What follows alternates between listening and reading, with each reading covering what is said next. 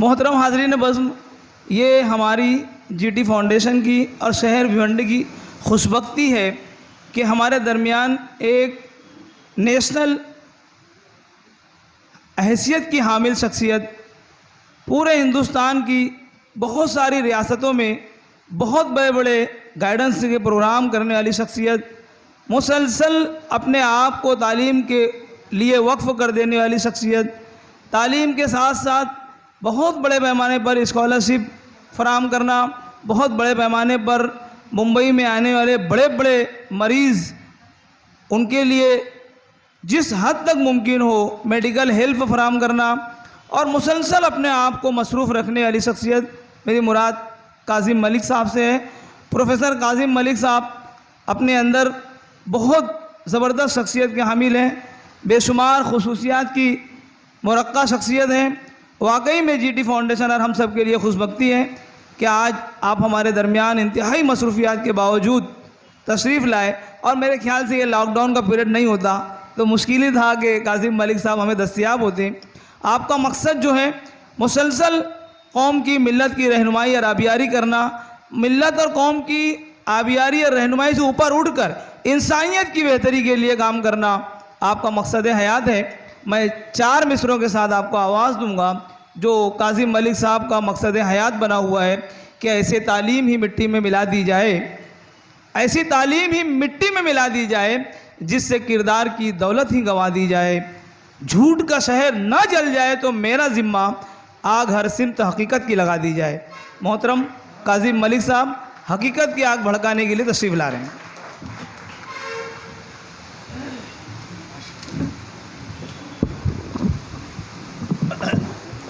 अस्सलाम वालेकुम रहमतुल्लाहि व बरकातुहू। हमारे दोस्त डॉक्टर कुतुबुद्दीन शाहिद साहब, शब्बीर फारूकी सर और हुस्ना मैडम और प्रिंसिपल हजरात जिन्होंने अभी ख़िताब किया है, मैं शुक्रगुज़ार हूँ कि मुझे आप लोगों ने यहाँ दावत दी। और ग़ालिबन लॉकडाउन के बाद पहला मौका है कि मैं किसी पब्लिक मीटिंग को एड्रेस कर रहा हूँ। पूरे 10-11 महीने हो गए सब जूम पर ही चल रहा है, कॉलेज का लेक्चर हो, स्कूल के बच्चे हो, सब जूम ही जूम। और ये बहुत मतलब एक लंबा अरसा गुज़रा, अच्छा खासा पीरियड, वरना पिछले 10-15 सालों में तो शायद हर हफ्ते ही लेक्चर होते, हर हफ्ते कहीं ना कहीं लेक्चर, कहीं ना कहीं बात, कुछ ना कुछ होता ही रहता है। तो एक अच्छी बात है। मैं आपको कुछ स्टैटिस्टिक्स बताता हूँ कि इस बार जो नीट का एग्ज़ाम हुआ था मेडिकल का, उसमें पूरे महाराष्ट्र से और पूरे इंडिया से तकरीबन 12 से 15 लाख बच्चे बैठते हैं। उसमें इस बार क्या हुआ कि बहुत डिले एग्ज़ाम हुआ, नीट जो मेडिकल के लिए होता है, MBBS के लिए। उसमें पूरे महाराष्ट्र का जो रेटिंग रहा वो बहुत हाई रहा, और तो मुस्लिम लड़कियों ने उसमें बहुत अच्छा परफॉर्मेंस किया। तकरीबन मेरे नॉलेज में 180 लड़कियां हैं जिन्होंने पूरे महाराष्ट्र में नीट में MBBS में दाखिला लिया। 180 लड़कियां, ये फिगर बहुत बड़ा है।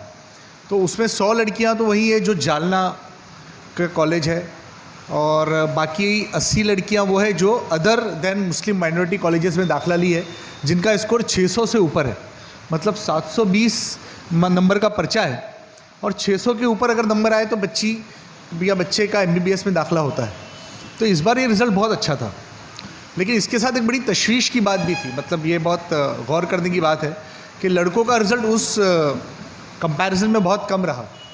तो जिस हिसाब से लड़कियां हमारी आगे बढ़ रही है, बहुत अच्छा काम है और पढ़ रही है और बहुत अच्छा कर रही है, लड़के उस हिसाब से आगे नहीं बढ़ पा रहे। इसकी हमको काफ़ी फ़िक्र है। मतलब इसके लिए हम लोग काफ़ी सोच भी रहे थे और काफ़ी काम भी किया। हमने एक तंजीम काविश बनाई थी 2007 में। तब ये सोचा था कि मुस्लिम माइनॉरिटी के जो स्कूल से वहाँ पे बच्चे आगे नहीं बढ़ते तो उनके लिए कुछ किया जाए, उर्दू मीडियम स्कूलों के लिए किया जाए कुछ। अब ऐसा समझ में आ रहा है कि लड़कों के लिए कुछ स्पेशल प्रोग्राम बनाने की ज़रूरत है, क्योंकि अगर जिस हिसाब से लड़कियाँ इंजीनियरिंग मेडिसिन में दाखिला ले रही है, स्कॉलरशिप में भी वो जिस हिसाब से उनके नंबर आ रहे हैं और जैसे आगे बढ़ रही है, तो ये एक अच्छी बात है। लेकिन इस तरीके से मिस मैच अगर होगा ना तो आगे चल के बहुत हमको इस पर सोचना पड़ेगा। दूसरी ये बात ये है कि अभी कुछ दिन पहले तेलंगाना में एक मस्जिद का इफ्तिताह हुआ, और उस मस्जिद में उन लोगों ने फर्स्ट फ्लोर पे ख़वातीन के लिए जिम का भी इफ्तिताह किया, औरतों के लिए जिम, जिम्नाजियम। तो और मुझे हैरत हुई, मैं कुछ दिन पहले गया भी था हैदराबाद, मैंने देखा कि वहाँ पर ख़वातीन के बहुत सारे प्रोग्राम मस्जिदों में होते हैं। फर्स्ट फ्लोर पे चूँकि जुमा के अलावा वो इलाका वो फ्लोर ऑक्यूपाई नहीं होता है, और इस तरीके की मिसाल और कई जगह हमको नहीं मिलती है। तो चाहिए कि हमारे शहरों में भी इस तरीके से ख़वातीन के लिए, लड़कियों के लिए प्रोग्राम बनाए जाए, मस्जिदों में उनका आना यकीनी बनाया जाए, उनको कम से come first floor, second floor जो सिर्फ जुमा के दिन ऑक्यूपाई होता है वहाँ जगह दी जाए, और वहाँ सेल्फ़ लर्निंग कोर्सेज़ चलाए जाए, और वहाँ उनके पढ़ने के लिए, बैठने के लिए या कुछ और जो उनके काम है उसके लिए उनको सहूलियात फराहम की जाए। इसी तरीके से स्पोर्ट्स कॉम्प्लेक्स वगैरह बनाए जाए ख़वातीन के लिए। तो ये सारी चीज़ें उनकी क्रिएटिविटी को फ़रोग़ देने के लिए काफ़ी फ़ायदेमंद साबित होगी। दूसरी ये कि अब ये कोरोना जो है, इसके बाद एक न्यू वर्ल्ड ऑर्डर हमारे जहन में आया है, मतलब इसको हम न्यू नॉर्मल कहते हैं कि अब कोरोना के बाद दुनिया कैसी होगी। तो दुनिया को बदलने की तो सारी तैयारियां हो चुकी है, और अब ये जो होगा वो बहुत ज़्यादा फ़िज़िकल एजुकेशन पे हमको इन्हिसार नहीं करना है। अब ये D schooling, home schooling, online education, ये सारी चीज़ें अब आने लगेगी। मतलब ये होने वाला था एक 25-30 साल बाद, मतलब 2025 के बाद ये सब होने वाला था जो कोरोना में हो गया। मतलब ये कि हम सब जूम पर पढ़ रहे हैं, ऑनलाइन टेस्ट लिए जा रहे हैं, वेबसाइट्स नई बन गई है, ब्लॉग्स आ गए हैं, फेसबुक और व्हाट्सएप पे हम एक्टिव हो गए हैं, और मोबाइल फ़ोन में मतलब एंड्रॉयड फ़ोन की भरमार हो गई है। ये सब होने वाला था, मतलब ये जल्दी हो गया कोरोना की वजह से। तो इसके लिए हम भी तैयार नहीं थे, हमारा सिस्टम भी तैयार नहीं था, खुद टेक्नोलॉजी भी तैयार नहीं थी कि मुझे अपने ग्राहक को क्या देना लेकिन अब यह टेक्नोलॉजी का एक नया दौर है, इससे आपको नब्रद आज़मा होना है।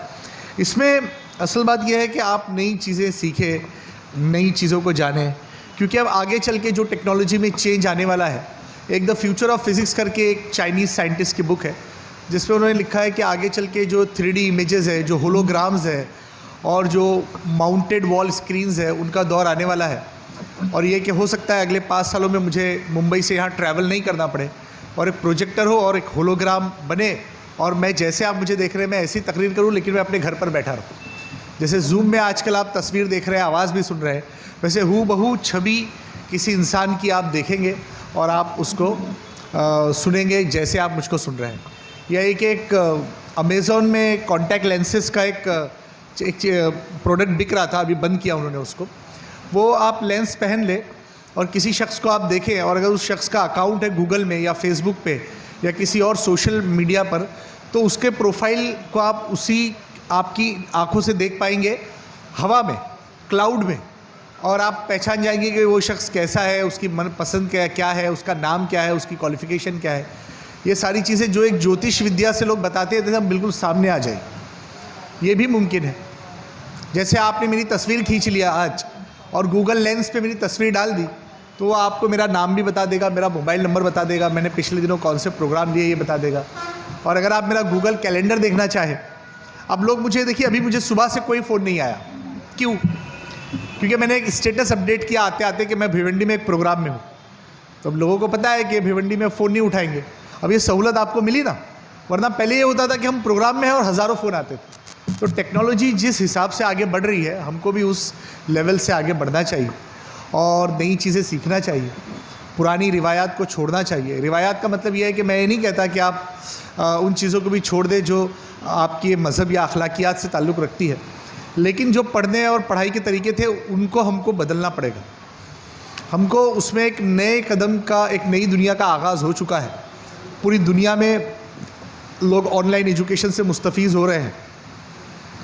मैं तो ये सोचूंगा कि अब जीटी फाउंडेशन इतना काम कर रहा है तो वो 2 काम और करें। एक तो एक ऐप बनाए, ऐसा ऐप जिसमें भिवंडी के सारे बच्चों का डेटा हो कि कौन सा बच्चा क्या कर रहा है, तो उसको गाइड करने में हमको आसानी होगी। बच्चा हमारे पास आए, इससे बेहतर ये कि हम बच्चों के पास जाएं। मतलब ये एक प्रोडक्ट की तरह है कि प्रोडक्ट आपके घर तक आए, कि हम घर घर जाएं और एक ऐसी तहरीक शुरू करें कि हर घर में जाके पूछे कि बच्चा क्या कर रहा है और उसको किस तरह की रहनुमाई की ज़रूरत है, उसके माशी हालात, उसके एजुकेशनल हालात, ये तमाम चीज़ें हमको पता होनी चाहिए। और एक बड़ी टीम आपको लगेगी, उस बड़ी टीम को लेकर इसके लिए रिटायर असातिज़ा का भी हम इस्तेमाल कर सकते हैं, जो अक्सर बड़ी तादाद में बच्चों को जानते हैं। कोई बच्चा छूटना नहीं चाहिए, कोई बच्चा ड्रॉप आउट नहीं होना चाहिए, कोई बच्चा पैसे की कमी की वजह से रुकना नहीं चाहिए। और मैं तो आपसे कहता हूँ कि अगले साल अगर बच्चे यहाँ पे 11वीं 12वीं में हो, अगर आपका फ्री सीट MBBS में दाखिला मिलता है आपको, और अगर आपकी फ़ीस के मसाइल है तो आप इन लोगों से कांटेक्ट करें और हम बम्बई में उन बच्चों को इंशाल्लाह पूरी फ़ीस देने की कोशिश करें। पूरी फ़ीस मतलब ये कि माइनॉरिटी कॉलेजेस में सबसे कम फ़ीस MBBS की आज 8 लाख रुपये। अगर आप EWS का फॉर्म बनाते हैं, इकोनॉमिकली वीकर सेक्शन का, तो आपकी ट्यूशन फ़ीस 4 लाख हो जाती। तो हम वो 4 लाख आपको दे देंगे अगर आपका फ्री सीट में एडमिशन होता है। फ्री सीट में दाखिले के लिए आपको 600 से ज़्यादा नंबरात की ज़रूरत है।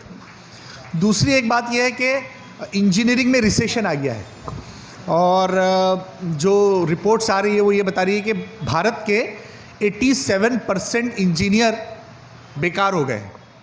मतलब अब उनके लिए कोई नौकरियां नहीं है। नौकरियां सबसे ज़्यादा किस शोबे में आ गई है पता है आपको? स्किल शोबों में। मतलब अगले 5 सालों में आपको इलेक्ट्रीशियन, प्लम्बर, पेंटर इतने ज़्यादा मिलेंगे क्योंकि ये शोबे में मांग बढ़ रही है। फिजिकल काम करने वाले बढ़ रहे हैं। इंजीनियरिंग की बजाय ITI किया हुआ बच्चा ज़्यादा कारआमद होता है। डिप्लोमा किया हुआ बच्चा MTech की बजाय ज़्यादा कारआमद होता है। IT इंडस्ट्री बहुत बड़े रिसेशन से गुजर रही है। अमेरिका के पास सॉफ्टवेयर पे खर्च करने के लिए पैसे नहीं है। अभी इलेक्शन हुए हैं, अभी एक सदर को भगाया, एक सदर को रखा, अभी उनके हालात अच्छे नहीं हैं। हमारा मुल्क जिस गुनागू सूरत हाल का शिकार है उसमें हमारे पास बेसिक नीड्स के लिए पैसा नहीं। 55 मिलियन बच्चे हमारे यहाँ एक वक्त का खाना खाते हैं हिंदुस्तान में, और अभी भी हम बेसिक नेसेसिटीज़ मतलब एक वक्त का खाना और टॉयलेट और बाथरूम के लिए झगड़ रहे हैं। तो भारत अब कैसे आत्मनिर्भर होगा, इसके लिए हमको अपने ऊपर मेहनत करना पड़ेगी कि वो कौन से शोबे हैं जिसमें आप अपना करियर बना सकते हैं। और आप अपने अंदर की स्किल्स को देखिए। अब बहुत ज़्यादा हाईली क्वालिफाइड होने की ज़रूरत नहीं। सारे कोर्सेज आपको यूडेमी, अनअकैडमी, कॉर्सेरा, जिसे मैसिव ओपन ऑनलाइन कोर्स कहते हैं, उसमें अवेलेबल है। और अगर आपको ऑक्सफोर्ड यूनिवर्सिटी से भी BTech की डिग्री करनी है तो आप घर बैठे कर सकते हैं। घर बैठे कर सकते हैं उनकी फ़ीस भरकर बहुत ही कम दामों में। अब वो ख्वाब पुराने हुए कि मैं अमेरिका जाऊंगा और जर्मनी जाके पढ़ूंगा। अब इस वक्त आप MIT यूनिवर्सिटी की डिग्री घर बैठे हासिल कर सकते हैं और ऑक्सफोर्ड यूनिवर्सिटी की डिग्री घर बैठे आप हासिल कर सकते हैं। तो इन चीज़ों को अवेल कीजिए। वैसे भी आप देखें कि भारत का एक बहुत बड़ा सौभाग्य है, बड़ी उसकी खुशकिस्मती है कि एक महाराष्ट्र के टीचर को इंटरनेशनल टीचर अवार्ड मिला है। महाराष्ट्र में टीचरों ने जितना अच्छा परफॉर्म किया है लॉकडाउन में, उतना अच्छा पूरे मुल्क में कहीं नहीं हुआ। इसकी एक वजह यह है कि महाराष्ट्र का टीचर आज भी ज़िंदा है, उसका ज़मीर ज़िंदा है।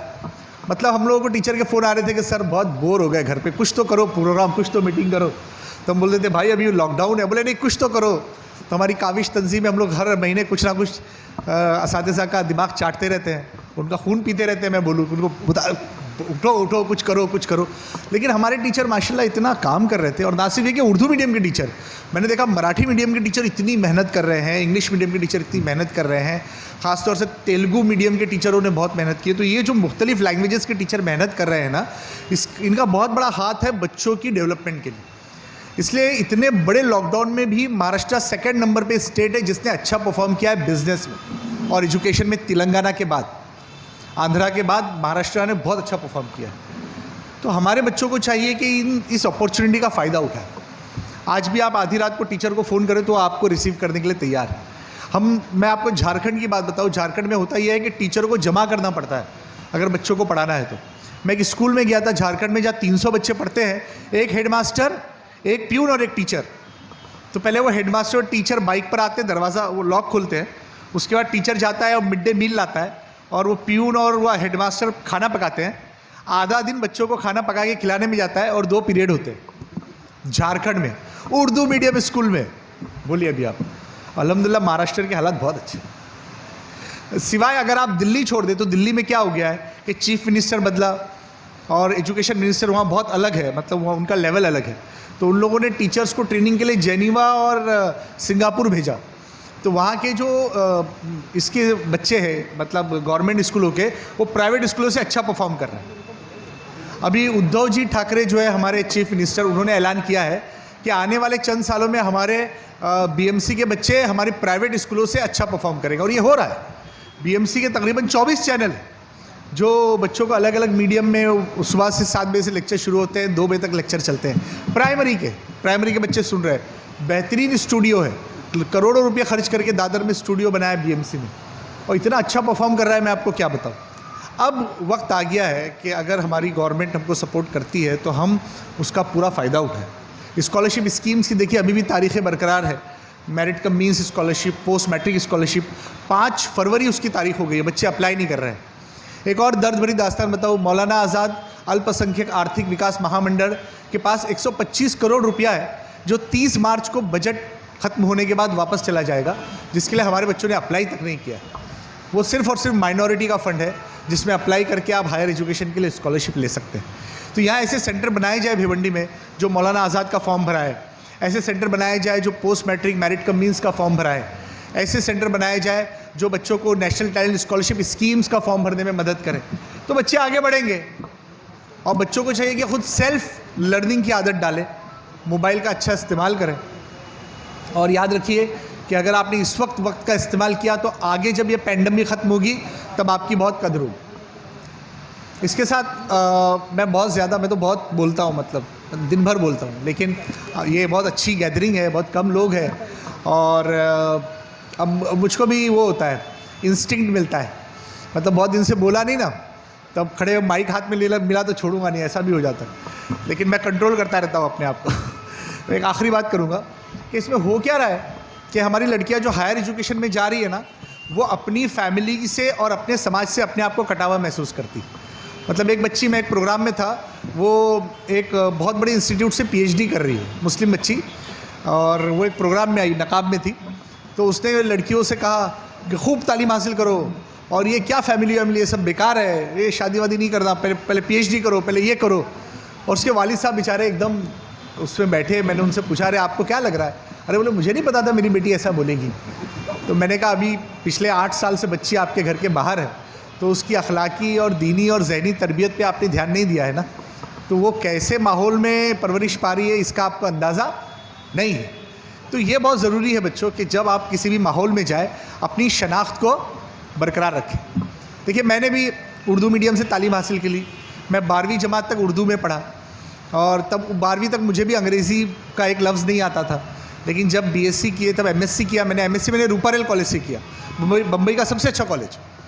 तो वहाँ मैं अकेला उर्दू मीडियम का एक स्टूडेंट था, और मैं बहुत ही एहसास कमतरी का शिकार था कि मेरा क्या होगा और कैसे इन बच्चों में। वो बच्चे फ़ौरन हाथ उठा के जवाब देते थे, वो फ़ौरन अंग्रेज़ी में गुफ्तगू करते थे। लेकिन फिर मैंने तहिया किया कि नहीं, मैं क्यों नहीं कर सकता हूँ। फिर मैंने लाइब्रेरी जाके किताबें पढ़ना शुरू की, नॉलेज हासिल किया। अब याद रखिए, अगर आपके पास लैंग्वेज हो, अगर आप कोई एक ज़बान भी अच्छे से जानते हो ना, तब भी आप दूसरी ज़बान को अच्छे से सीख सकते हैं। और उर्दू इतनी बेहतरीन ज़बान है, मैंने महसूस किया कि आप नेशनल इंटरनेशनल लेवल पे कहीं भी जाके बोले, लोग आपकी इज़्ज़त करते हैं। उर्दू ज़बान की आपको अहमियत का अंदाज़ा नहीं। ये जो लोग दीवाने हुए जाते हैं ना अंग्रेज़ी सिखाने में, मैंने देखा उनके बच्चे ना अंग्रेज़ी बोल पाते हैं ना उर्दू बोल पाते हैं। तो मैं खुदा का शुक्र अदा करता हूँ कि मेरे माँ बाप ने मुझे उर्दू मीडियम में डाला।